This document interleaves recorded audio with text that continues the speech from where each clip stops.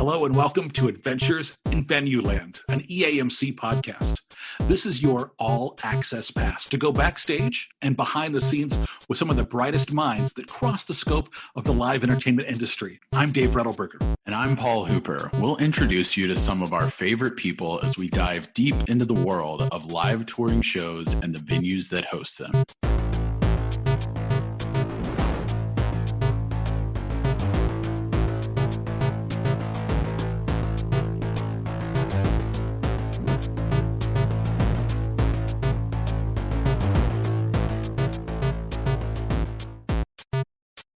Our adventure today takes us down to Nashville, and I'm so excited to talk with a longtime friend of EAMC and a longtime friend personally for Paul and I, Lori Shapiro. She's the director of digital marketing at Outback Presents.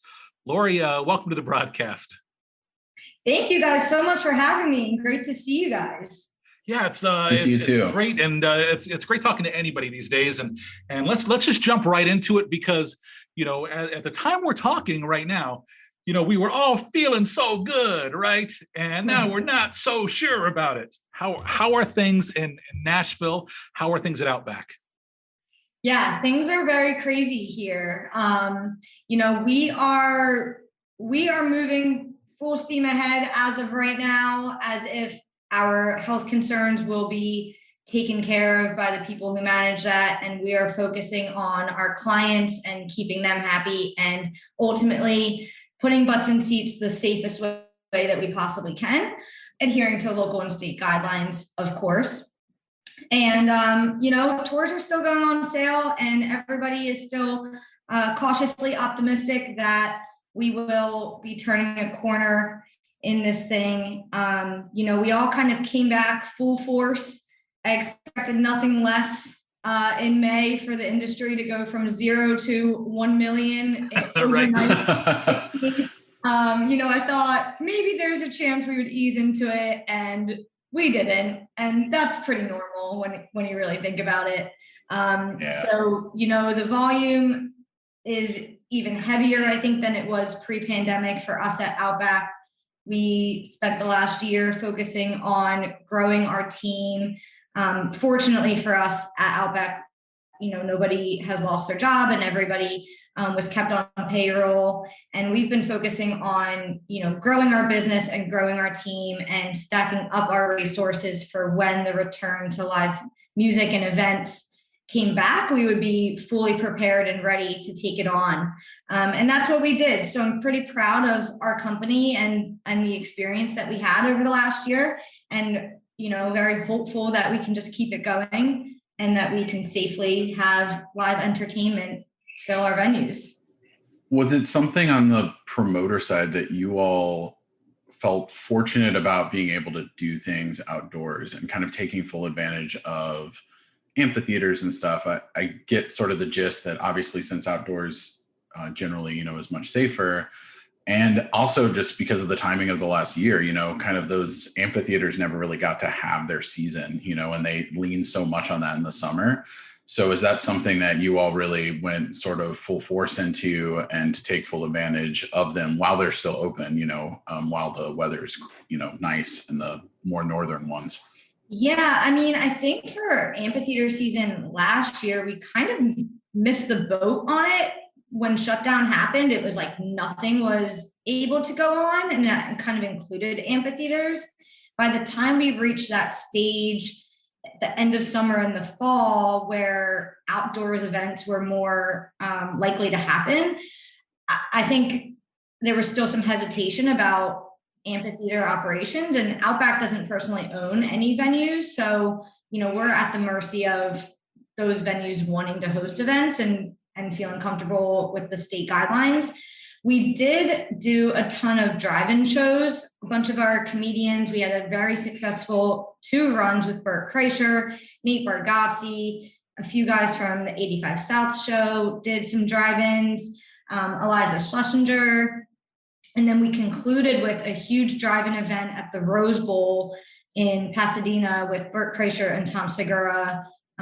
Based on their podcast, Two Bears, One Cave, they did a Two Bears, One Bowl outdoor drive-in event, which I was fortunate enough to attend. It was awesome. Really, it was like a festival meets a drive-in movie. They had the whole vendors set up and everything was, pretty safe. The speakers set up so that you could hear the show, even if you stepped outside your car. Very well run and organized. But we're not in the drive-in show business. We're in the live event business. Yeah. When May came around and we were able to start hosting events again, we felt very, very fortunate to be given that opportunity again. I remember the first show that I attended post-pandemic, I think, was at the Ryman in Nashville during our Nashville Comedy Festival. In June, I saw Sebastian Maniscalco. Oh, one of my favorites. David Spade. And they were host of Bachelor in Paradise. Yes, right before he started filming for that. And he is great on that. I can't believe he's already done, but he was anyway. I know. So, it was really amazing to sit in the pews at the Ryman and see live entertainment on the stage again. And I hope that we can keep going with that feeling. What a great first venue to return to for an event, because the Ryman, just obviously having stood through so many stories, right, through so many disasters, through so many things that have hit Nashville and America and the world, right? Yeah. The place still stands the test of time, and I'd like to think our industry is kind of like the Nashville, kind of like the pews in the Ryman, a little uncomfortable sometimes, but still just it holds so much value and just a great place to go. Let me ask you a question, because I kind of want to jump back a little bit and ask you, for somebody who's never had the pleasure of working with Outback, tell us a little bit about Outback. Yeah, so what I can tell you is my first time working with them, I was on the arena side at the AT&T Center in San Antonio. And, the experience just felt different. I talked to the marketing director almost daily, on the phone, via email, and it felt like an in it together approach on the show. And sometimes you get that on the venue side and sometimes you don't, when they're rentals. And that was just a different elevated experience for me. And then when they actually came to the show, the director of marketing was touring as well. And that was also unique for me. The person I was working with on marketing was at the show and I got to meet them. And again, the experience was just like as if we've known each other for 20 years. They were so accommodating to my requests, and they really treated me as if I had value in helping the show be a success, which sold 20,000 tickets in the round for an urban comedy show. So, it was a huge success for everybody. Everybody was really happy, and I just had a really great feeling working that event. And so when they had an opening, maybe a year later or so, the interview process was pretty seamless for us because we were already felt like we were family. And so it was just a really good experience. And I think that that's intentional, that we call it the white glove treatment here at Outback. We try to treat our artists and our venue staff and everyone that we're working with on the show with the utmost respect and kindness. And, this is live entertainment. Sometimes things are cutthroat, but how you talk to people and the people in those positions says a lot about your character. And that's what's so great about Outback is the people here just have such great character, and we carry that through into our work. And your current role there, you are the director of digital marketing. So what does that mean that you do on a day-to-day basis? Oh boy, what day is it today? So the promotion into the digital marketing director is relatively new for me. So right now I'm focusing on building out a team of digital marketing rock stars. We've recently got 2 digital marketing managers. We're specializing into a digital marketing specialist. We'll focus on our email, database management, communications, website management, and a social media specialist who will focus on really our socials and being a resource to our artist socials and festival properties. So we're trying to specialize in our areas and be the best digital marketers out there that we can possibly be, take learning opportunities. And I'm focused on just growing my team and, really just selling tickets. Digital marketing now is not really, in my opinion, a separate part of a marketing plan. Digital marketing is marketing now, and you got to reach people where they are. Everyone's on their phones, on their computers, on their connected TVs. There's a million apps now. Like, what do we do to get in front of them and not just look like it's a sales message, but entice emotion and want people to attend these live events that we're putting on? When I work with promoters, I find that, from a social perspective, there's three kind of things that I see. There's promoters who totally go radio silent. You don't hear anything from them. You just kind of post at your own free will. Then there's promoters who kind of say, here is your exact copy. Do not change it. Nothing is capitalized. This is not in your venue's style, but you have to use it exactly like this. Or there's folks who kind of say, hey, here are some great suggestions for you. And, obviously do what works for you. So it would kind of be a tough to balance depending on the artist you're working with and the restraints. So where are you guys fallen recently? And what do you think is kind of best practices from the promoter to the venue side when dealing with, social media on the digital side? I think that we're trying to be a little bit more consistent in terms of feeding our venues content. But having worked on the venue side, there's a distinct relationship between the local venue on the ground and the local people on the ground. And we are a national promoter with one office, and we don't know everything about every market. And we really rely on our venue relationships and our amazing venue marketing managers to lead that charge. Get in with your local relationships and your media relationships and talk to the people of your city as they want to be talked to. And not to mention your own brand guidelines and sponsors that you may have that you need to satisfy. So we're pretty flexible in that regard. I think that everyone's always looking for good and compelling content, and us included. So that's something that we're trying to get better at leading the charge about, is just feeding a slew of options to people to choose.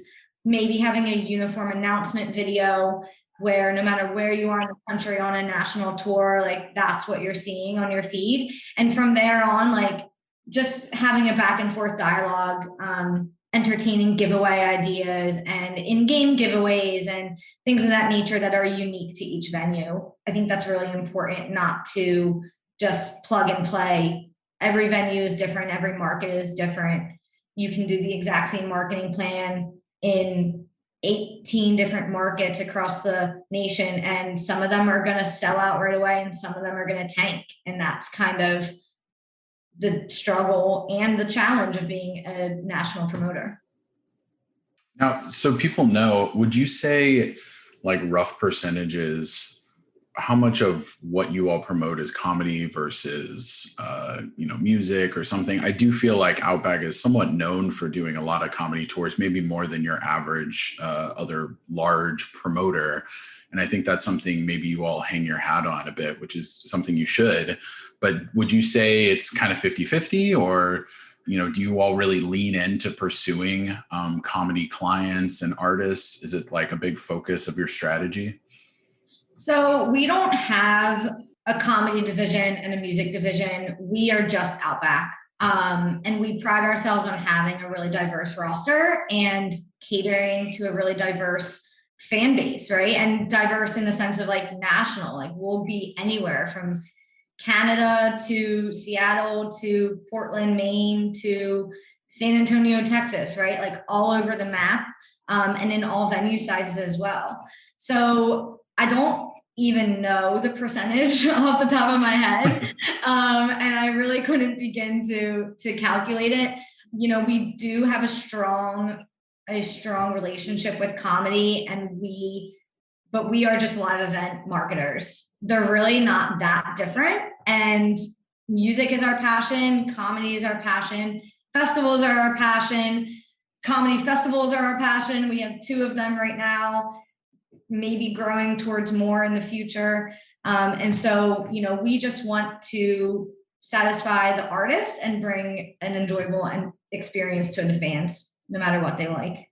Lori, let's we've talked a lot about Outback, but let's get to know you a little better. You are a Philly girl, right? So outside Philly, grew up there, a couple of older sisters, and then you attended Penn State. So talk to me about when you kind of got the live entertainment music bug and how that happened.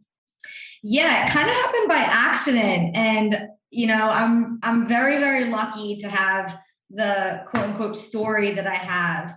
I attended Penn State originally to be a special education major based on a high school job I had being a swim teacher for kids with special needs at a camp. I really enjoyed that experience and I thought I was good at it. So I wanted to pursue that angle, and Penn State sold me on a good opportunity on a program that I could do. But I wasn't really satisfied once I started going through the classes and looking at the curriculum. So I thought, what else am I good at? And, I always made up random poems or jingles. And I thought, oh, okay, I can do advertising. That doesn't surprise me from what I know about you. That's simple, right? And so I went into the PR advertising track at Penn State. And one day, a guy with really curly blonde afro hair came into my class and spoke to us. And we all know I'm talking about Bernie Punt, the legend. And he was the director of marketing at the arena at the time at Penn State. And he just kind of spoke to us about what he does and how he, makes big splashes with event announces. And he told us, he was teaching a class if we wanted to sign up. So I signed up and I think I got an A. I think I did relatively well in that class. We learned everything from booking a show to artist riders and marketing and settlement in just one semester. And it was really interesting. He mentioned he was giving internships to a select group, low key. You had to go talk to him. And I think when I went and talked to him, he asked me, he said, okay, if we were doing a show at the Bryce Jordan Center, which is really a college town, really, run by college kids. The show's an older audience, 50 plus. How do you market that show? And I was like, I have no idea, not a clue. And he started throwing out all these ideas State College is actually a relatively big community. And you would go out to the local bingo night and raffle off, a pair of tickets to this this bingo night that has, 100 people attend, and things of that nature. And it was just a very unique perspective. And I was fortunate enough to complete that internship with him and alongside Kate Clark, my mentors in this industry. And my internship ended with a show at the Bryce Jordan Center. It was Keith Urban, Little Big Town, and Dustin Lynch, Dustin Lynch was just starting out at that stage. And Kate had mentioned to me that EAMC, was a great experience. She was involved in the board, and if I was interested in an internship to apply. So I ended up in New Orleans in 2014 interning for EAMC alongside 5 other college kids that were interested in the industry. And I came out of it with a job in San Antonio at the AT&T Center.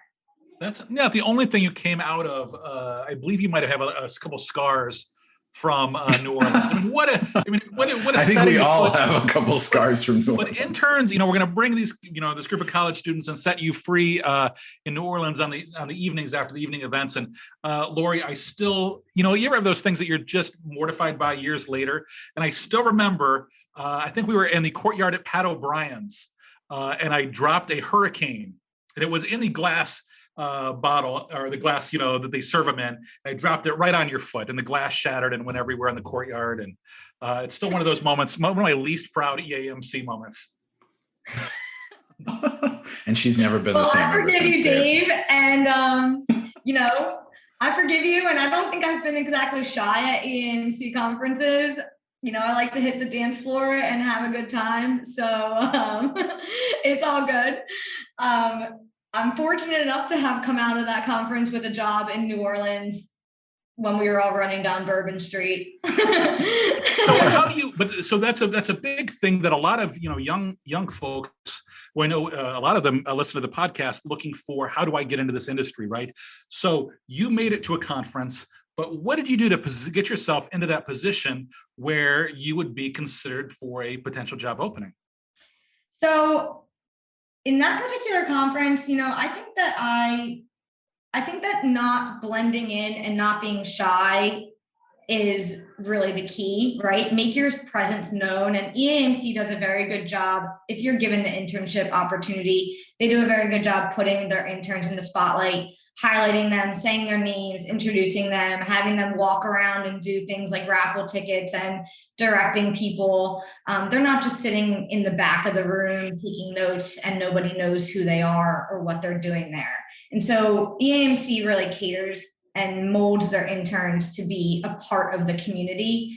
I personally, after the conference, tried to remember as many people through the agenda book that I possibly could, went through it and typed out as many personalized emails with my resume attached that I could remember. Anyone that I couldn't remember, unfortunately, got a BCC blanket generic. Hi, I was an intern. I'm looking for a job.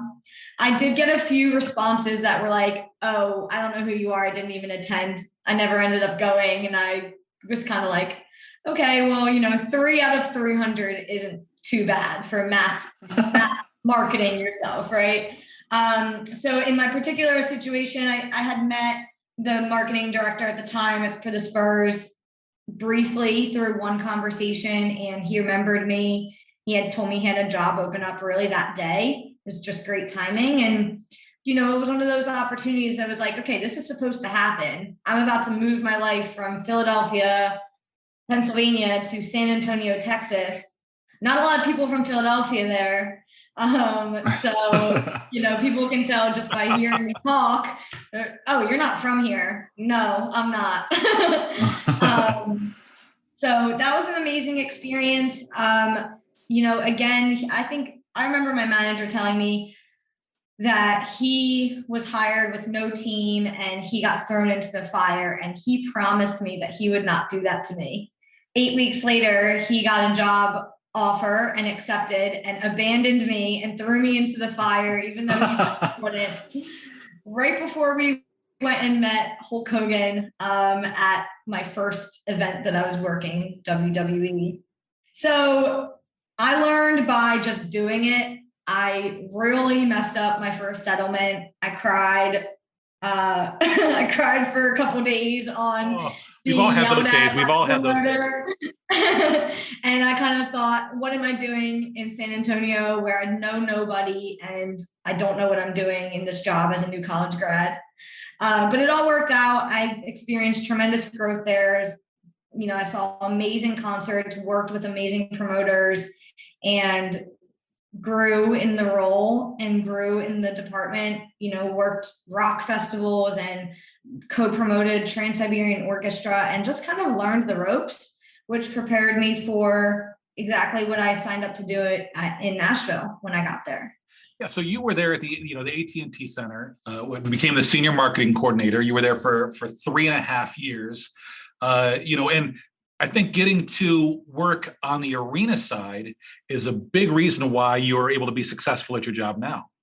Yeah, 100%. The arena side, the Spurs are an amazing organization and they've got a huge staff. It was really just me, though, on the arena marketing, and you had to kind of learn everything. You had to learn digital marketing. You had to learn radio. You had to learn TV. You had to form the relationships with all your media reps. I mean, we all know the grind. You're a social media expert. You're a digital advertising expert. You're a media buyer. You're everything. And I really enjoyed that experience. When I came into Outback, again, we had 5 marketers at the time and everybody was doing their own stuff. Everybody was doing everything in their own realm. And just from a new person's observation, I was like, we're all doing this pretty differently. Like we could be streamlining it. And I never thought I would end up in a digital role, which is mind blowing to me. But I started talking about pixels, and somehow they were like, oh, that girl belongs in digital.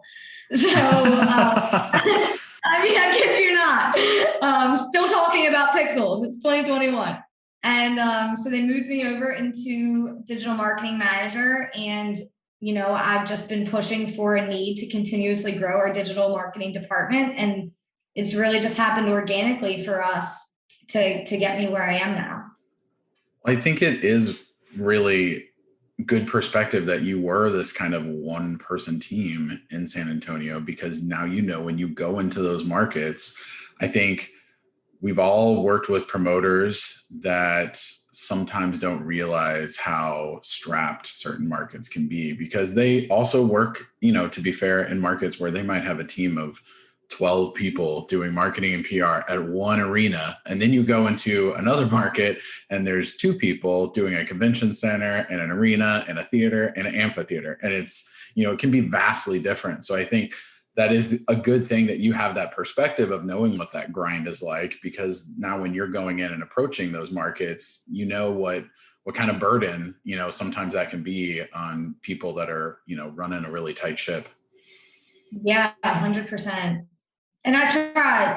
That was a really big advantage for me moving into the promoter side. I don't think that I would have been, cut out for my job necessarily without that experience. I think that my venue experience is 100% like attributed to the success that I have as a promoter, just because of that, knowing exactly what that work-life balance or lack thereof is.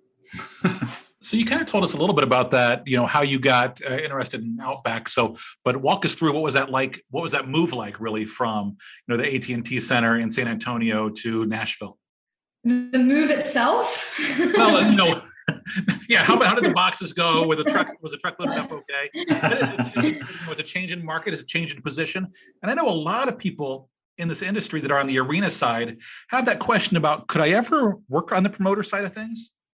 Yeah. The market, I was experiencing market shock when I moved from Philly to San Antonio. And I thought, gosh, I'm going to move to a new market again where I don't know anybody and have to start all over. And tell you what, as you get older, that is incredibly hard to do, especially when you're working around the clock. You don't really have time to, I felt like I wasn't getting the Nashville experience even because I was still working all the time instead of going out to Broadway.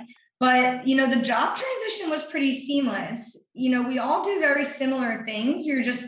You're doing at a different level, in the life cycle of an event.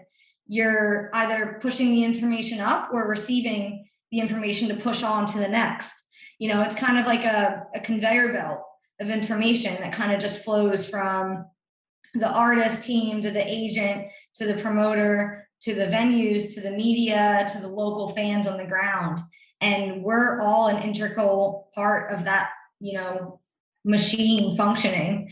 So it's pretty seamless. I think for me, it was to transition, but I think that working for a national promoter, that's really where the learning curve was for me. Is like, I got to know San Antonio, and I don't even think I really got to know it in 3.5 years. But now if I do a show in San Antonio, I know exactly what to do and where to reach the right people. We sometimes go into markets that I don't even know how to say the city name. I say it wrong because I have the Philly accent or whatever, right? So that's really the difficult part. And that's where our venue marketers come in to help. Like, we need to know the lay of the land, and we need boots on the ground. Laura, you mentioned, obviously being a Philly girl, but you spent the last 6 years, so a good chunk of your adult life has been in the South. Are you a Southern girl yet? No, I'm not. You can probably hear it in my voice, but, Nashville is an interesting place because it's not exactly Southern.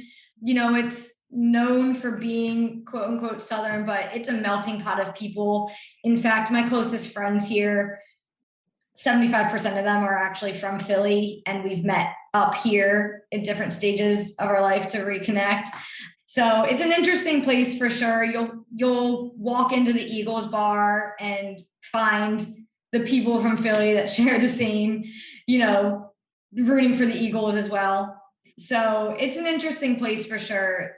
I think I had more of a cultural shock in San Antonio. There was less people from all over in that city, where Nashville's just, a lot of people are moving here. I think like 100 people move here a day is the latest statistic I heard. I'm not shocked. I think we all hear about the explosion happening, all the construction, just constant, big time expansion and housing. And I'm sure also that is affecting the market. I'm sure the cost of living is going up, but it's also, making it a really ripe place for entertainment because you've got a lot of people with a whole lot of interest. So it's got to be a really nice place to promote shows too. Yeah, it's almost, as a young adult who wants to go to shows, it's almost like, oh, there's too much going on here because I want to go to all these things, but I'm missing out because I just can't sustain that level of activity anymore. Like, I need to go to bed at 10 if I'm going to be productive at work. So it's a constant battle of like, what limits can I push? So when you're a local, how often do you make it out to Broadway? Do you just completely avoid the bachelorette parties and the bars on bikes and all that stuff, or do you get down there every once in a while? Yeah, I've been there once in the past year and a half, and more so for health and safety reasons. Sure. But I think Broadway is always a concern for health and safety reasons. I was going to say that's not just pandemic. No, but that's like the local, if you're not getting COVID on Broadway, you might be getting something else. It is madness. I think it's about time soon that they're going to start shutting down the street like they do in New Orleans and they do in Austin, and not allow like cars driving after a certain time, because the mobs of people, I had someone from New York come in and they said that it looked more crowded than Times Square. Just the amount of people pouring out onto the streets and constantly going into the bars. It's extremely exciting. If you're feeling down, all you have to do is take 2 steps onto Broadway, hear the live music from any bar standing outside of it, and you're just like, holy shit, I live here. Oh, holy crap, I live here. And sometimes I forget that it's in my backyard. I can walk there from work. So it's really interesting being a local in a place like this. So what's the vibe in Music City right now? Is it just kind of a big free for all, or what is the kind of feeling in the city as we're kind of, I want to say, rounding the corner of this pandemic and kind of in its last little funky stages, knock on wood? Yeah, Nashville, we're again like meeting needs of all of our artists. Different events have different requirements is what I'm finding lately. Some events, the negative test and the vaccine or vaccine are required. Some events are recommending masks, but there's no real requirements. It's kind of different event to event, just based on what the artist wants and maybe what the venue wants at the time. People are really enjoying being back at shows here. I think everybody's been dying for them, and I'm sure that is the feeling in other cities as well. But there are shows happening daily here right now, and I think everybody is just praying that we can continue to keep experiencing these things. Yeah, I mean, the smile on people's faces is just, you haven't felt this feeling in so long, and you forget what live music and the connection that you feel to like your favorite artist does for people. And everybody needs something to lift their spirits right now. So that's been really incredible to watch, especially we've put on a few as well. I have to think too, Nashville more than almost any city was probably affected by that live music shutdown, because we all felt it in the industry, and everyone goes to live shows everywhere, but man, Nashville is known for that. More than anything else in Nashville, it's known for that live music energy and experience. So I'm sure when it shut down, it felt it more than anywhere else. And also made it even more eager to reopen because it's part of its, lifeblood of the whole city. It's why people move there. It's why they come there. So I'm sure they're very eager and excited to kind of have some of that energy back. Yeah, I mean, it's in our culture, it's in our blood, and not even just the big scale events, but the small independent artists that are playing at bars or playing at, musicians' corners and songwriting sessions, and just trying to get their stuff out there to maybe get a break or have a living. I mean, I think those are the ones that's what suffered the most, is that more like low key, like really intimate music experiences that go way beyond Broadway and even beyond like our largest venues. It's just music is everywhere in the city, and it's the vibe. Like, it's what people want to see when they're having casual drinks or dinner somewhere. It's just that background live acoustic music where you're just like, holy crap, those people are so talented. And you just have talent everywhere. So those people getting the opportunity to play their stuff and just have expression is, it's been really great to see again. Lori, earlier you mentioned your mentors. You mentioned specifically Bernie and Kate Bean, and the role that they played in your career and helping you grow into who you are today. But now you're kind of in that position where you have that voice that can impact those young folks that are starting out in this industry.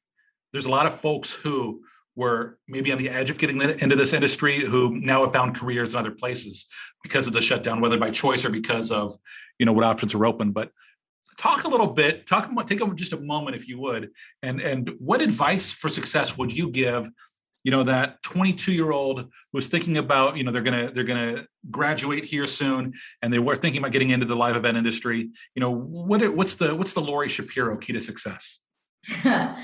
Utilize every relationship at your disposal is number one. A recommendation goes a very long way. Applications are almost impossible to break through the clutter, and having the direct referral is really, I think, still the key to success. Beyond that, for applications that I am looking at, people are really buttoned up these days with portfolios and websites about their work. And I'm looking at them like amazed that, they've taken the time to put this together, and really just showing like not only like your passion, but your skills. What makes you different? How can you be valuable to the company? Not just, I really want to work in music, but I can be a good asset to your company, because like you need to make it about them, even though you're in the corner wanting it to be about you. And I think that that's a mistake that people make, is we really want passionate people about entertainment, but we're looking for someone to sit in the seat that is going to help us function more efficiently. And good people is the first thing, but then how can your skill set be an asset? That's great. I love that. And I think there's just, again, it's so neat to watch that cycle, to see, you move from that intern down in New Orleans to, working there at Outback as the, director of digital marketing, and see your success. So congratulations. And I really appreciate you sharing your adventure with us today. Before I let you go, I'm going to hit you with the fast five. It's 5 quick questions. All we're just looking for your immediate response. First up, what was your first concert? I think it was Britney Spears and NSYNC. How about your favorite concert? Red Hot Chili Peppers. What's your go-to guilty pleasure food? Does wine count? Absolutely, yes. Red or white? Red these days. That answers my next question, which was your favorite adult beverage. Definitely wine. Last question, Lori, what is your theme song? So there's a reality TV show all about you, and over the credits to the Lori Shapiro show, what song plays as your theme song?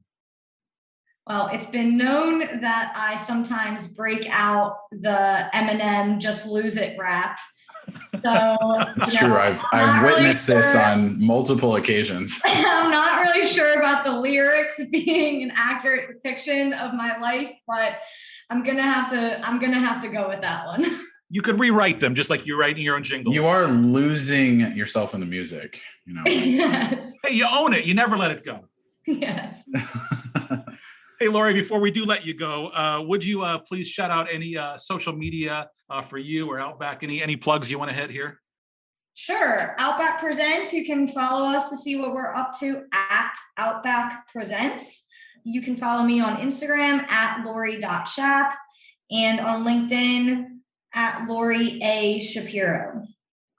Thank you so much. I really loved getting to know a little bit more about your history and appreciate you taking the time on when I know it's busy for all of us right now. So thanks for joining us and great talking to you. Thank you guys so much for having me. And a big thanks to everybody for listening to Adventures in Venueland. Remember, you can subscribe and find more episodes wherever you listen to your favorite podcasts. We'd love your 5-star reviews so you can help others find us. Until the next adventure, I'm Dave Rettelberger. And I'm Paul Hooper. Thanks for listening, everyone.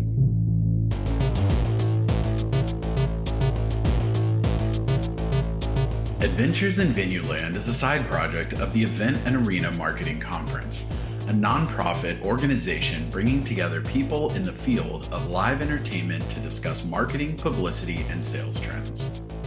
Find out more at eventarenamarketing.com. Audio editing and mixing by Camille Faulkner. Design and digital advertising by Megan Ebeck. Copywriting and publicity by Samantha Marker. Guest booking and brand strategies by Paul Hooper. Guest research by Dave Rettelberger.